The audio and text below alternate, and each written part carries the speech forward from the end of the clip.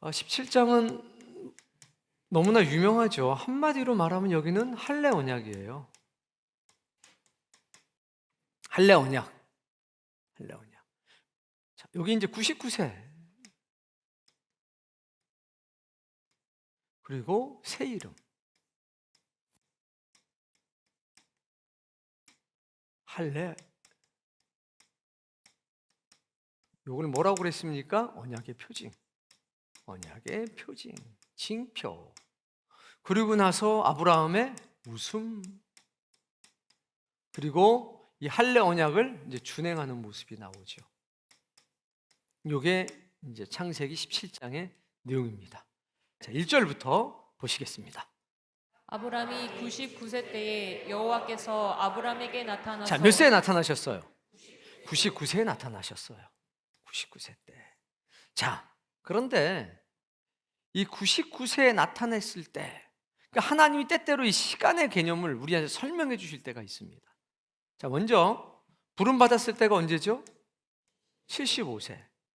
그리고 읽다가 숫자가 또 한 번 나온 게 86세가 나왔어요. 86세. 그리고 또 99세가 나왔습니다.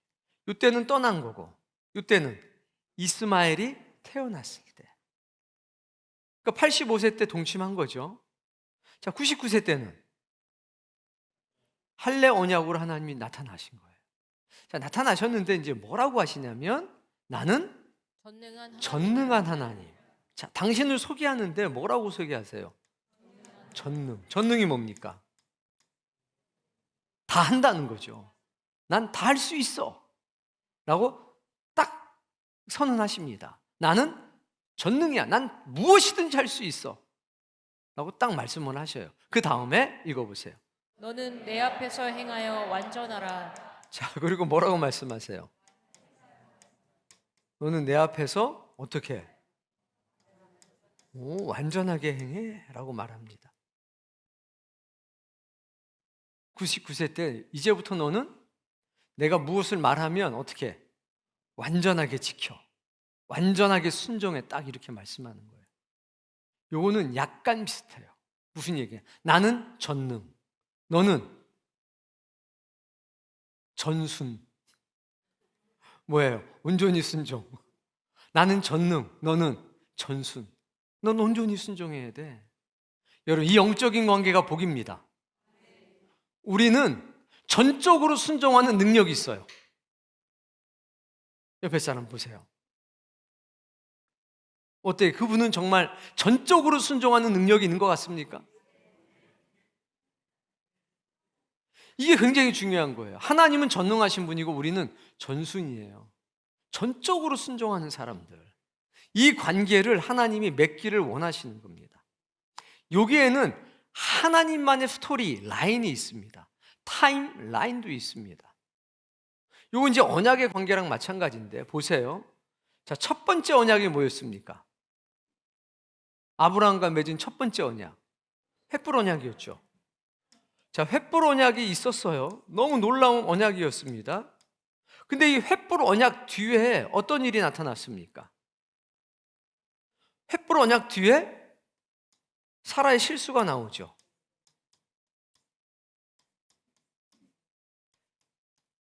그리고 아브라함이 여기에 동조하는 거 아닙니까? 사라의 실수. 그 놀라운 언약을 맺었는데 그 뒤에 실수가 나와요. 세상의 풍습을 따른다고. 요때 요 횃불 언약 때 뭐라고 그랬습니까? 아브라함이 내 종 엘리에셀이라고 했잖아요. 내 종이 내 후사가 될 겁니다. 기업을 이을 자가 될 겁니다. 하나님이 자식 안 주셨잖아요. 이 사건이 있었단 말이에요. 근데 하나님께서 언약을 주니까 별을 보여주시니까 예 라고 기뻐했습니다. 근데 바로 뭐 했냐?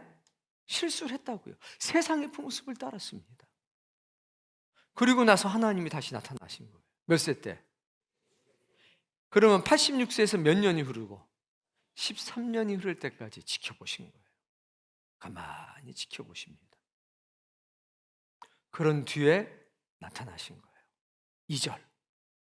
내가 내 언약을 나와 너 사이에 두어 너를 크게 번성하게 하리라 하시니 자, 그럼 뭐라고 말씀하세요? 내 언약을 나와 너 사이에 두겠다. 그럼 아브라함을 기준으로 보면 아브라함은 횃불 언약, 그리고 우린 답을 아니까 할례 언약, 두 가지 언약을 받아 가진 거잖아요. 그러면 지금 아브라함은 할례 언약을 기초로 보면 할례 언약과 횃불 언약 사이에 서 있는 겁니다. 맞나요? 횃불 언약과 할례 언약 사이에 서 있습니다. 근데 여전히 불완전해요. 그러니까 하나님은 이 횃불 언약 앞에서 무엇을 요구하시냐면, 얘 아브라함아, 나는 전능이야. 뭐든지 할 수 있어. 너는 전적으로 순종했으면 좋겠어. 여러분, 우리는 그 유일한 능력이라는 걸 기억하십시오. 온전히 순종하는 거. 그게 우리의 유일한 달란트인 겁니다. 그런데 자꾸 중간에 뭐가 자꾸 껴드냐? 세상의 풍습, 세상의 조류. 이게 자꾸 우리의 영혼을 침해해요. 세상의 방법이라고 하는 게.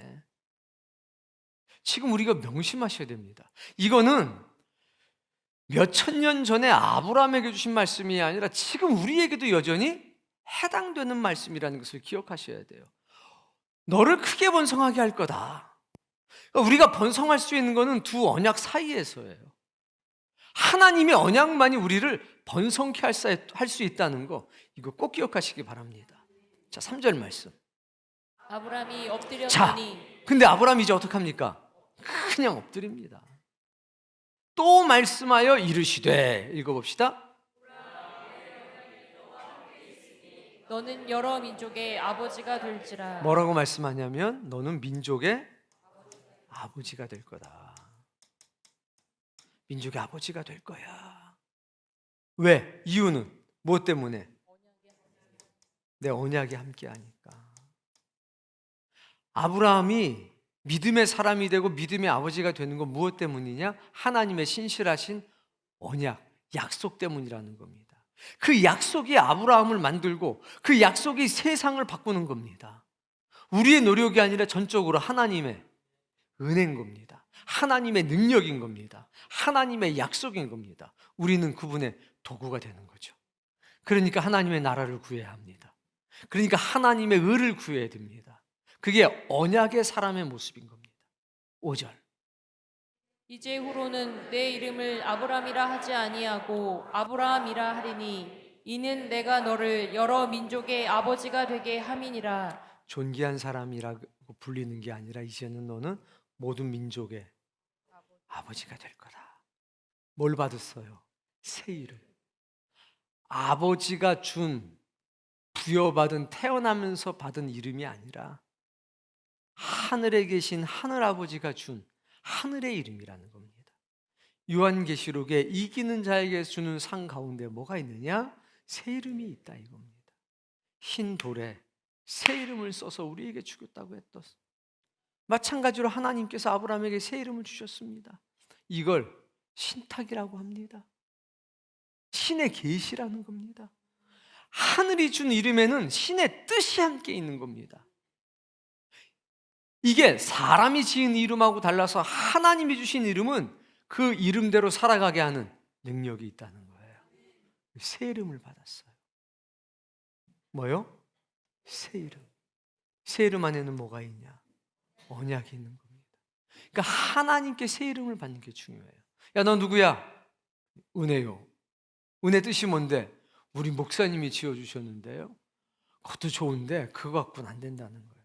하나님이, 야, 넌 기도대장이다. 하나님이 이름 주시면 얼마나 복이에요. 야, 넌 천국 백성이다. 얼마나 멋져요. 하나님이 여러분에게 주시는 이름, 그것을 구하길 바랍니다. 읽어봅시다. 내가 너로 심히 번성하게 하리니 내가 내게서 민족들이 나게 하며 왕들이 내게로부터 나오리라. 새 이름을 얻은 그때부터 하나님은, 야, 넌 전적으로 순종할 수 있는 존재야. 그 길을 활짝 열으셨습니다. 하나님의 그 이름을 높이시겠다고 작정하신 겁니다. 여러분, 우리의 마음과 영혼에도 이 새 이름이 쓰여지길 바랍니다. 자, 이 새 이름을 받는 순간부터 어떻게 되는 거냐면 그분이 나의 아버지가 되는 겁니다. 그분이 나의 왕이 되시고 나의 주인이 되는 겁니다. 왜? 이름을 지어주신 분께 나는 종속되기 때문입니다. 여러분, 이런 영적인 깨달음이 있기를 바랍니다. 그러면 이제 그분과 매우 특별한 관계를 맺으면서 살아가요. 왕이 신하를 불러서 야, 너 오늘부터 영의정이다. 어떻게 돼요? 그 이름이 그 사람을 데리고 가는 겁니다. 넌 지금부터 포도 대장이다 그러면 포도 많이 먹는 건가요? 여기 애들은 그럴 수도 있어요. 너는 포도청을 관리하는 이 병력을 갖는, 지금으로 치면 경찰청장이고 검찰총장이 되는 거죠. 그 무언가 왕이 신하에게 이름을 주게 되면 그 이름을 따라서 고난도 오고 그 이름을 따라서 맞게 살아가게 되는 것처럼 하나님이 우리에게 넌 성도야, 넌 내 아들이고 내 자식이야, 이런 이름을 주게 되면 이제 그게 제일 중요한 겁니다. 왕의 부름에 언제나 화답하면서 사는 겁니다. 집안에 대소사가 있다면 그것도 중요하지만 그것보다 먼저 중요한 게 뭐냐면 나에게 새로운 이름을 준 왕의 명령이 중요한 거 아닙니까? 아버지하고의 관계가 중요해지지 않은 게 아니고 자녀들하고의 관계가 중요해진 게 아니라 그것보다 더 중요한 관계가 그 이름을 부여받음으로 생긴다는 거예요. 이걸 여러분 잘 기억하시기 바랍니다.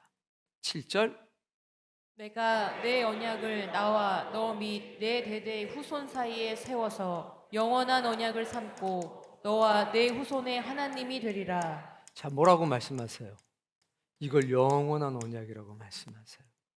그리고 후손과 대대로 이것을 이루어 나가시겠다고 말합니다. 이게 언약의 특징이에요. 우리가 하나님께 받아가진 언약은 우리에게서 끝나지 않습니다. 우리의 자손에게. 이것이 성취가 될 때까지 영원토록 계속될 겁니다. 우리가 우리 자식한테 물려줄 건 집이 아닙니다. 하나님의 언약을 물려줘야 합니다. 돈이 아닙니다. 돈은 있다가도 없어집니다. 근데 하나님의 언약은 절대로 없어지는 법이 없습니다. 8절, 내가 너와 내 후손에게 내가 거류하는 이 땅 곧 가나안 온 땅을 주어 영원한 기업이 되게 하고 나는 그들의 하나님이 되리라. 내가 네 아들의 하나님이 될 거고 내가 네 딸의 하나님이 될 거고 내가 네 손주의 하나님이 될 거다. 자, 하나님은 그렇게 되겠다고 하시는데 역설적으로 내 아들, 내 딸, 내 손주가 하나님을 내 인생의 주인으로 받아들일까요? 그 문제인 거죠. 하나님은 이 약속을 지키려고 하는데 내 자녀들이 나를 버리고 갔다라고 하나님 말씀하지 않습니까? 그러니까 우리가 기도해야 될 제목은 지금 육신의 필요를 해결하는 것이 아니라 내 아들, 내 딸이 하나님을 자신의 인생의 주인으로 섬길 수 있게 그 눈물로 기도하셔야 돼요. 내 손주가 그 믿음의 반석 위에 설 수 있도록 눈물로 기도하셔야 되는 겁니다. 하나님이 되주신다고 저절로 되질 않는다는 겁니다. 하나님은 쉬지 않고 일하시는데 내 아들 내 딸도 과연 그러냐 이거예요. 그걸 사모하고 사냐 이겁니다. 하나님의 언약을 붙들고 사냐 이겁니다. 그때 눈물 흘리셔야 돼요. 피 흘리고 땀 흘리셔야 돼요. 이거는 한 끼 먹는 밥보다 돈 10만 원보다 돈 100만 원보다 훨씬 더 중요한 일입니다. 근데 자꾸 바쁜 삶의 여정 때문에 이걸 잊어버리는 겁니다. 이건 그냥 거저 얻는다고 생각해요. 아니요, 절대로 거저 얻을 수 없습니다. 이건 절대로 거저 얻을 수 있는 게 아닙니다. 내가 믿음의 생활 잘하면 내 아들은 저절로 되겠지? 아니요, 절대 그런 일 없습니다. 함께 해야 되는 겁니다. 내가 열심히 하는 것뿐만 아니라 내 아들도 열심히 해야 되고 이거는 강제할 수 없습니다. 하나님의 말씀이 내 속에 들어온 것처럼 내 아들의 가슴 속에도 하나님의 말씀이 들어가야만 가능합니다. 그러니 우리는 우리의 자녀들에게 하나님의 말씀을 심어줘야 되고 이 세상 어떤 것보다 이게 소중하다는 것을 어렸을 때부터 얘기해야 돼요. 조금 했을 때부터 가르쳐야 돼요. 너는 언약의 사람이야. 너는 말씀의 사람이야. 넌 하나님의 사람이야. 그리고 교육해야 합니다. 가르쳐야 합니다. 경험되어지는 진리가 이 아이들에게도 있어야 된다는 겁니다. 그렇게 돼야 영원한 언약이 되는 거고 대대로 나는 그들의 하나님이 될 것이다 라는 말씀이 임하게 되는 겁니다. 우리의 책임이라는 겁니다.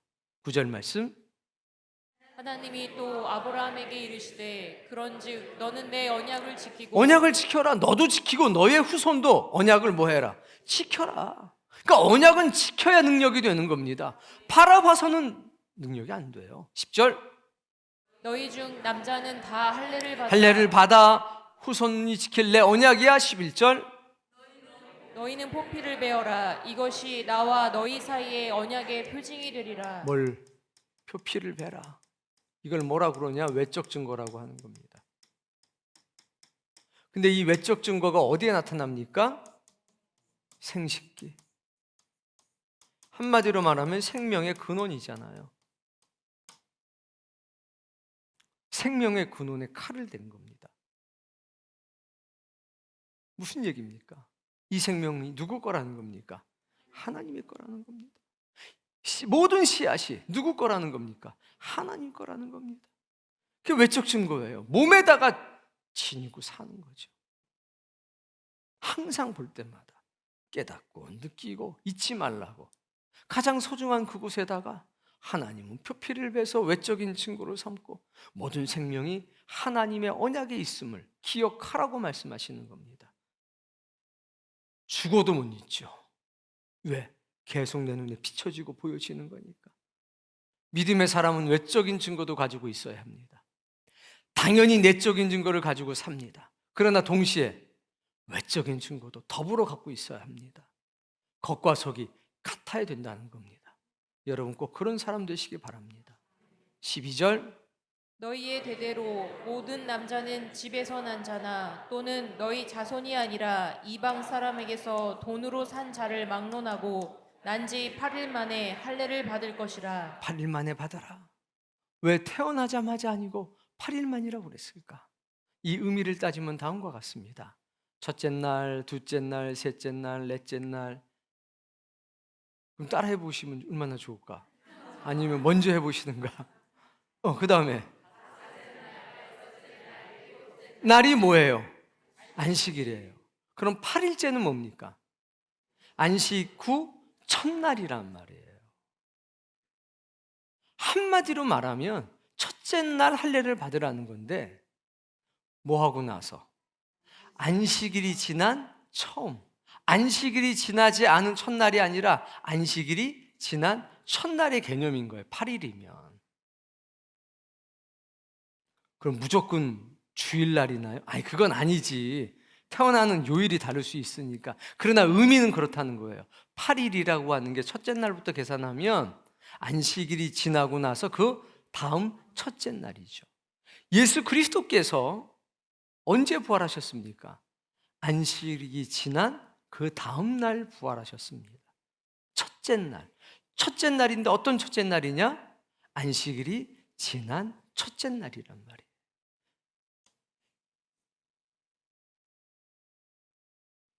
그래서 이것은 부활의 의미를 담고 있다는 거예요. 8일째라고 하는 게.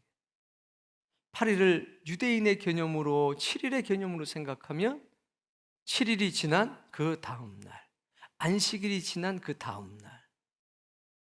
할례 속에 하나님은 그런 은혜를 숨겨 두었습니다. 왜 8일이냐? 몰라요, 우리는. 그러나 따져보니 묘하게 부활의 날과 일치하는구나 라는 것을 경험하고 느끼게 되는 겁니다. 우리가 알 수 있는 것은 그것밖에 없으니까. 13절 말씀, 너희 집에서 난 자든지 너희 돈으로 산 자든지 할례를 받아야 하리니 이에 내 언약이 너희 하나님의 언약은 너희의 몸과 살에 붙어 있어야 된다는 얘기입니다. 언약은 뗄래야 뗄 수가 없다는 겁니다. 십자가의 언약도 마찬가지입니다. 세례의 언약도 마찬가지입니다. 우리 몸속에 있어야 되고 우리의 생명 가운데 있어야 됩니다. 십자가는 벽이나 건물에 붙어 있는 것이 아니라 우리 삶에 붙어 있어야 된다는 겁니다. 그것이 영원한 언약인 겁니다. 14절 말씀, 할례를 받지 아니한 남자 할례 안 받으면 내 백성이 아니고 언약의 사람이 아니다라고 말씀하셨습니다. 15절 하나님이 또 아브라함에게 이르시되 내 아내 사레는 이름을 사레라 하지 말고 아내도 어떻게 만드셨냐? 새 이름을 주셨습니다. 너뿐만 아니라 네 아내에게도 내가 새 이름을 줄 것이다. 새 이름을 가진 다음에야 비로소 약속의 사람을 잉태할 수 있었다는 것을 기억해야 합니다. 아브라함만이 아니라 사라도 새 사람이 되어야만 하는 겁니다. 이 영적인 원리를 잘 기억하십시오. 16절 내가 그에게 복을 주어 그가 내게 아들을 낳아주게 하며 복 주겠다는 거예요. 이게 복이라는 거예요. 새 이름은 복입니다. 하나님의 뜻이 내 삶 가운데 이루어지는 건 복이에요. 내 뜻대로가 아니라 하나님의 뜻대로 내 인생이 쓰여지는 것은 내 남편에게도 복이고 나에게도 복이라는 겁니다. 이 복을 다 받으셔야 합니다. 우리 가족 모두가 받아야 합니다. 여러 민족의 왕이 그에게서 날 것이다. 17절 아브라함이 엎드려 웃으며 그런데 이 놀라운 말씀을 하는데 지금 아브라함은 뭐 하고 있어요? 웃어요. 지금 엎드려 있다가 웃음이 나왔어요. 왜? 자기 얘기할 때는 안 웃었는데 죄송해요. 이게 마누라가 표준어 아니에요? 사투리인가? 부인이든 마누라든 얘기하니까 막 웃음이 터져 나온 거예요. 우리 그럴 수 있어요. 남편 얘기하면 갑자기 웃음이 터져 나오고 아내 얘기하면 웃음이 터져 나올 수 있다는 거예요. 이렇게. 아니라 이거지. 내가 내 남편을 아는데 내 아내를 아는데 아유 믿음이 없어요. 이럴 수 있다는 거죠. 웃었어요. 100세 된 사람이 어찌 애를 낳을까? 사라는 90세인데 어떻게 출산하겠어? 그 할망구가. 이게 뭐예요?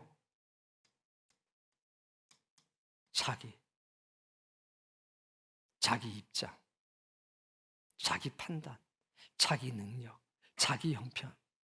이 자기라고 하는 틀에 꽉 갇힌 거예요. 누군데? 새 이름 받은 사람인데 두 개의 언약 가운데 서 있는데도 여전히. 그래서 하나님이 처음에 말씀하신 겁니다. 나는 전능이야. 너는 온전히 순종해. 근데 그게 안 된 거예요. 뭐 때문에? 자기 때문에. 내가 나를 너무 잘 아는데, 내가 내 아내를 잘 아는데, 내가 내 형편 잘 아는데 안 된다는 거지. 이미 끝났다는 거지. 아니요. 하나님은 전능하신 하나님입니다. 문제는 우리의 전적인 순종이 결여되어 있다는 겁니다. 하나님이 아무개 집사 내가 너를 쓰겠어. 아우 전 안 되는데요. 네가 하나님 해라. 되고 안 되고는 누가 정합니까? 하나님 정하시는 겁니다. 갈아지고 또 갈리고 온전한 흙이 돼서 하나님께서 원하시는 모양 만들도록 내 자신을 내어주면 안 될 게 없습니다. 문제는 하나님이 원하시냐 원하지 않느냐지. 하나님이 원하시는데 안 될 일이 어딨냐 이거예요. 문제는 자기 부인이 없다는 거지. 자기 부인이. 왜? 힘들거든. 아브라함아 떠나라. 이건 좀 괜찮을 것 같은데 베드로야 날 따르거라. 고기 잡는 건 어떡하고. 아브라함은 재산을 가지고 떠났는데 베드로는 모든 것을 다 버리고 떠났는데, 레위야 마태야 나를 따르라. 모든 것을 버리고 떠났는데 그걸 아니까 자기 부인이 안 되는 겁니다. 나는 뭐 나이 들어서 안 되고 나는 미련해서 안 되고.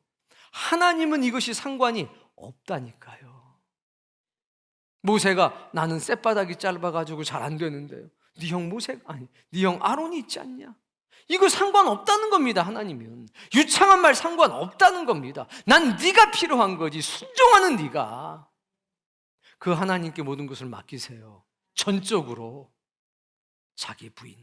18절 아브라함이 이에 하나님께 아뢰되 이스마엘이나 하나님 앞에 살기를 원하나이다. 종에서 뭐로? 종의 아들로 바뀌었어요. 종에서 종의 아들로. 현실로서 불가피한 선택이죠. 내 생각엔 이게 최선이고 내 생각엔 이게 정답인 겁니다. 이스마엘이는 하나님 앞에 살기를 원해요. 이것만으로도 만족합니다. 여러분, 우린 신앙생활하면서 믿음의 삶을 살아가면서 절대로 만족해서는 안 됩니다. 항상 우린 감사할 겁니다. 콩나물 보리밥만 있어도 감사할 거예요.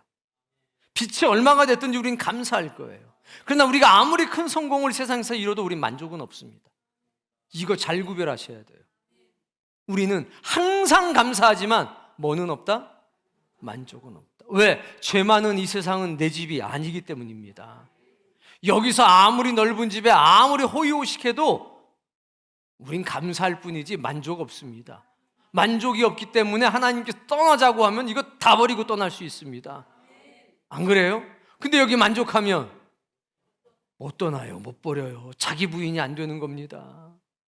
기억하셔야 돼요. 이거 아직 모른 거죠. 19절.